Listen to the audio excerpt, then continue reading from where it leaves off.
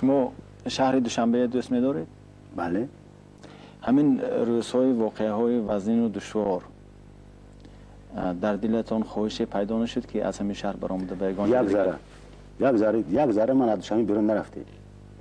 در همون روزا حتی رخصتی رفته بودم، روزای اکتبر 20 اکتبر گشته آمدم از پنجکی. دریغ همت والای تاجیک، دریغ حکمت مولای تاجیک.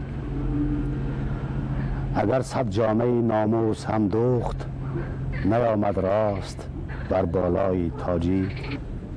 دریغ آن شکوه و انجمنها، دریغ عطر اورنگ و چمنها. خسان ریشه ها پیوند کردند، ولی تاجیک دارد ریشکنها.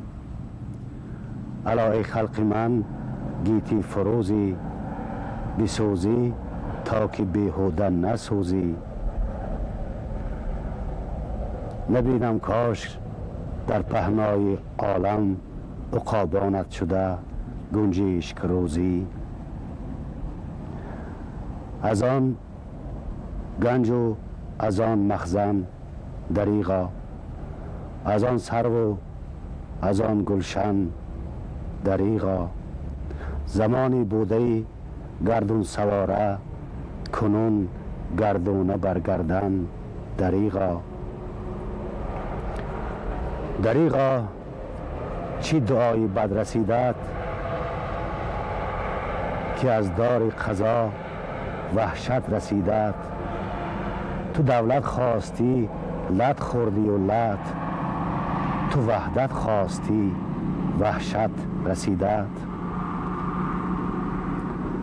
جدل کو پرمغل کردی چی دهشت، که دعوای محل کردی چی دهشت.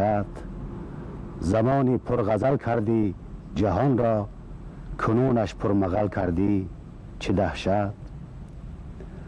ترحم ز آسمانی چون توان یافت، تفاهم با فلانی چون توان یافت.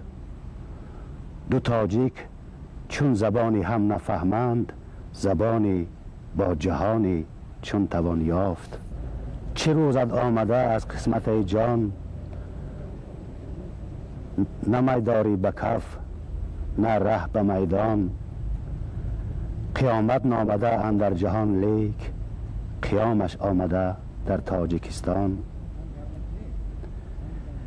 دریغا فیض و احسان در وطن مرد، امید زندگی در جان و تن مرد. دریغ و حیف استقلال تاجیک، که چون گل آمد و گلگون کفن مرد. چی شد آن پاک دستی ها خدایا، چی شد آن سرپرستی ها خدایا. میانی کوه های آسمان سای، چی پستی ها خدایا.